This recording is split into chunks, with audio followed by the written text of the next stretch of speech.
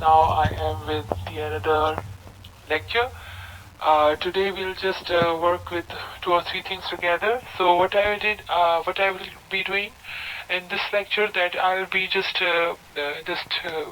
summarize the whole 10th chapter, only the 10th chapter, and then I'll just give you a critical analysis on that chapter, which will include the irony of the chapter, or the on these particular chapters 1 to 10, and the irony of critical analysis of these 1 to 10 chapters, right? Okay, chapter 10, basically what happened in chapter, why it is 6, 7, 8, 9, 10 is important, because it helps in rising action, and then we reach to the climax, right? So these are also included in the rising action, and they really focused on the plot. So what happened basically in chapter 10, Lady Booby decided to immediately dismiss Joseph.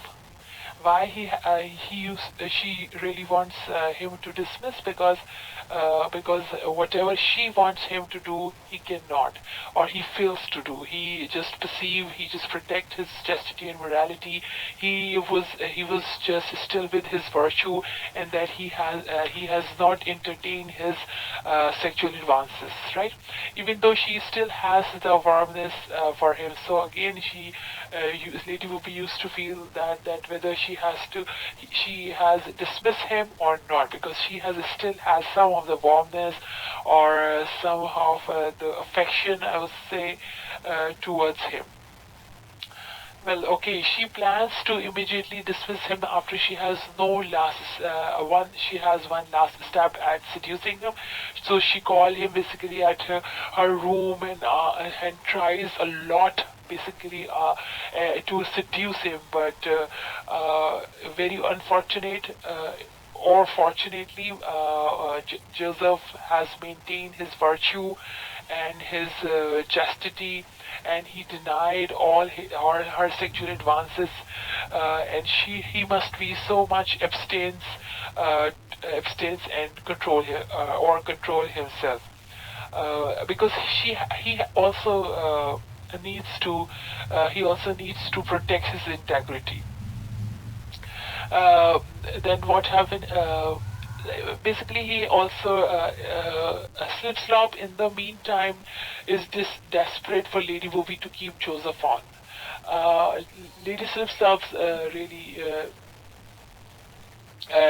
really didn't want Lady Whoopi to just take him off from his job. So she really wants him to be with them.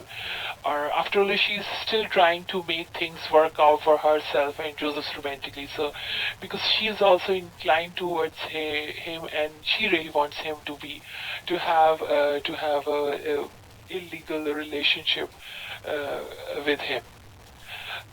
Afterward, Lady Movie fires Slipstop for being sassy, but it is dangerous deed. Slipstop could totally expose Lady Poopy for trying to seduce a footman. So this is again the hypocrisy. Look at the hypocrisy of the Lady Poopy, because she fires Slipslops, but what happens? Slipslops knew each and everything about Lady Poopy. So just to save or protect, or just to be secure in front of the social life, just to make her vanity, she is again she's very again insecure, that whether Slipslops knew each and everything, and that she knew that Lady Whoopi tried a lot to seduce a footman who is Joseph Andrew. So that is the dangerous deed. Though Lady Booby didn't know about that, Slipslops also wants him to have a relationship, illegal relationship, a sexual relationship with her. Joseph writes another VP letter to Pamela. Pamela, having finally figured out that the Lady Booby is in love or something with him. Luckily, Parson Adam taught Joseph the virtue of chastity. Here, Joseph, basically, Parson Adam really believed that he is the real friend of Mr. Joseph, and he's tried a lot with the intervals of time that he used to teach him the lesson of chastity, the lesson of morality, and then tried to him a lot about that how he may control his his abstinence, and he'll say how he could be more virtuous, and how could he would be more pure uh, with all these situations. Okay, Mr. Peter Pounds, he is the guy. He's again, he's the person who also shows the how the vanities you can find out over here. That he is the person who is the right man of the, as Peter Pounds, Lady Booby's right hand man, dismissed Joseph on the double. Dude doesn't get any help. Keep his footman costume, which is the real show. The issue is that here, what Peter Pounds basically did, that he has taken all his things, even the costume which Joseph Andrews was wearing, and that is really, which is very shameful. That yeah, then what happened, that after that Joseph asked or borrow some others' clothes to just keep it on him, and then he left the place and go out for the journey, because sorry, Peter Pounds was how disrespectful this person is, that he has not given anything to Mr. Joseph, which belongs to the family or which belongs to that particular house. So just he has left him with and took each and everything, even the uniform, the costume also. Okay, let's go. This is the end of the chapter 10, and what the biggest happened thing. The I won't say that that is a turning point, but this again we are going towards the plot. It says that now he has to begin his journey again, and with this journey we'll find out what new things will happen. So let's talk about the critical analysis, or just do the analysis of chapter 1. Okay. Let's talk about the analysis. Henry Fielding's remarkably actually showed the sexual matters in that era, and the you'll find out that religious absurdities are there basically. Though in this novel you will find out more of the influences or references from the Bible, and how it has been shown over there. That look, the natural thing is that the prevailing idea is the more opening is that men instinctively persuaded sex while women were by nature virtuous. This is the whole scenario is, right? But the attitude may leave a lot to be desired, but it is a day, it was attitude that may leave, it was an improvement over the earlier view, that women were tempestuous, lustful, uncontrollable, and deceitful, following the biblical narrative of Eve temptations in the Garden of Eden, right? So basically, that is a reference from the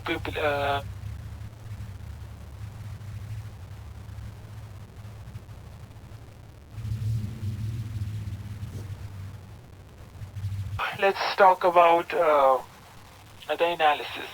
Henry Fielding's remarkably actually showed the sexual matters in that era, and the you'll find out that religious absurdities are there basically.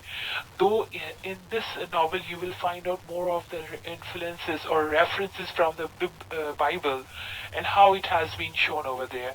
That look, the natural thing is that the prevailing idea is the more opening is that men instinctively persuaded sex while women were by nature virtuous. This is the whole scenario is, right? But the attitude may leave a lot to be desired, but it is a day, it was attitude that may leave, it was an improvement over the earlier view, that women were tempestuous, lustful, uncontrollable, and deceitful, following the biblical narrative of Eve temptations in the Garden of Eden, right? So basically, that is a reference from the biblical thought or biblical story, that how a woman could be deceitful or lustful, and give the narrative of the biblical references. And then what basically those temptation in the Garden of Eden, and what happened in the basically in the end with the fall of man. So those women are weak, naive. I won't say naive, but here, in particular in this novel, you'll find that they are weak. They are weak. They cannot control their sexual desires, and these lustful desires. Just to make a man more, you'll say, deceitful or more immoral. In Fielding's more enlightened age, women are viewed as vulnerable to seduction or rape, and novels such as Samuel Richards's Pamela elaborated on these themes because as Pamela has been taken as a woman, a strong woman, a strong psychological woman that she can control herself. Even there's too many attempt was there, and but she has control, be very pious and chaste and virtuous towards them. Fielding, on the other hand, is not shy about portraying woman as a sexual being with the sexual desires equal to that of man. So, basic issue was that Fielding really wants to believe that a human as a nature, whether it's a man or woman, having these desires, it's not bad with that, but at what level is that? What is the level of these desires? How can a person needs to have those? How a person needs to fulfill? And what are the what are the ways to fulfill it? Those desires. So again, Fielding further in this novel, women have some measures of free choice of fending over predatory males. So basically, a man has taken over here. A woman has been exploited very badly or very rudely over here. Fielding turns conventional thinking about sexuality upside down, creating satire and comedy with the use of multiple types of irony. There's a verbal irony, in which what is said is the opposite of what is meant. So the first thing is that the verbal irony. When we talk about the verbal irony, it means whatever you expect is something else. So it is the whatever you mean is the opposite of the real text is. And these things we will find out in the speeches of Lady Booby, tells Joseph, that she is at his mercy while she sexually harasses him and tries to seduce him. This is something irony. There's one thing more. With this verbal irony, we have a situational irony, in which what happens is opposite of what expected to happen. Right? In that fact, the reader expects a beautiful and virginal woman to resist the sexual advances of a male rag, but instead the handsome and virginal Joseph Andrew is relentlessly pursued by two lustful and predatory women. So how situation has been changed over here. This is called a situational irony. Woman has to be more moral, more chaste, more controlled, more obstinate. But here, how situation has been changed over there. That Joseph is there to be more moral, more chaste, more virtuous, and women are more lustful here. Right? So we have two ironies over there. Furthermore, furthermore, the narrator lavishly described Mrs. Slipslop's extreme ugliness, since Fielding makes a strong connection between physical beauty and the sexual arousal. For example, by consistently demonstrating how both Joseph and his equally beautiful fiancée Fanny are continually assailed by the opposite sex and who seem unable to resist them. So, beauty is one of the factors which arouse the sexual desires. But here you will find out, because Lady Bobby is not of his age, he's just bigger, or you'll say uh, elder from his age, and Mrs. Slipsops looked like her mother. They both are elderly women, and that the one thing which is very, they are not physically beautiful. So this is again the perception of a writer, of feeling that physical beauty also needs to have to arouse the sexual desires, and he feels that Fanny is also at of almost of her age, or of his age, or just younger of his age, and having a beautiful physical beauty. That's why maybe they would be more he would be more inclined to her. It is safe to assume that Joseph is not attracted to these ugly women because they're ugly, they are physical, not beautiful. Thus, there is a dramatic irony. So, there is one more irony which is called a dramatic irony, in which the audience is aware of something that the characters are not. So we can find out throughout the novel, we can easily find out who is hypocrite, who is showing his vanity, who is a real hero, who is being more moral, who used to be more chaste, and who used to be more, say, immoral.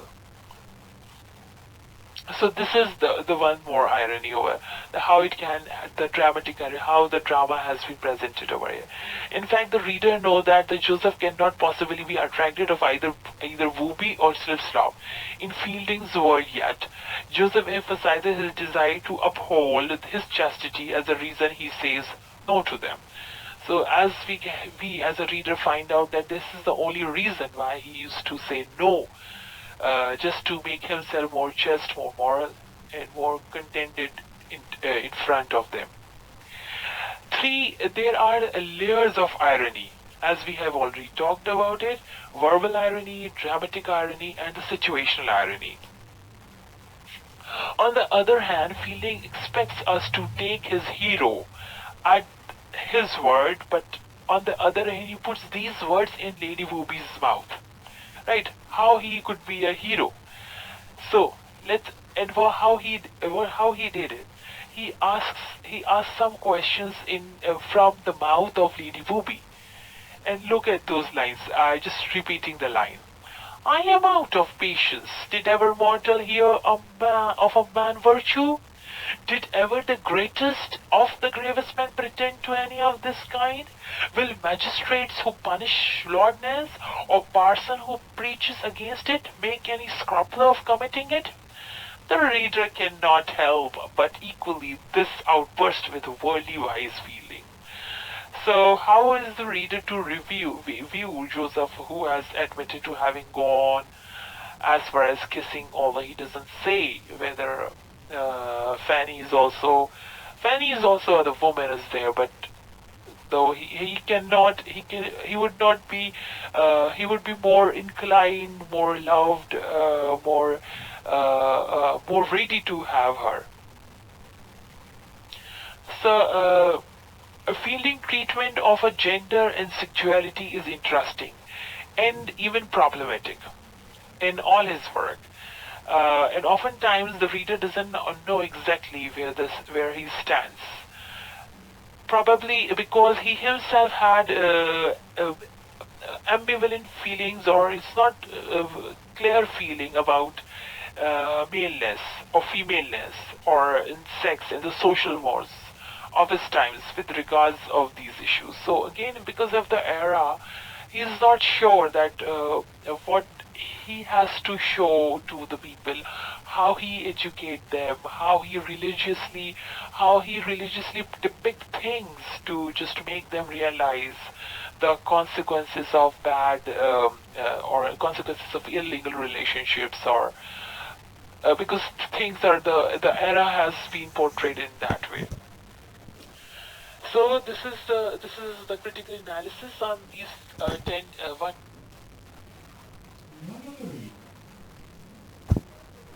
कुछ कह रही हूँ ना.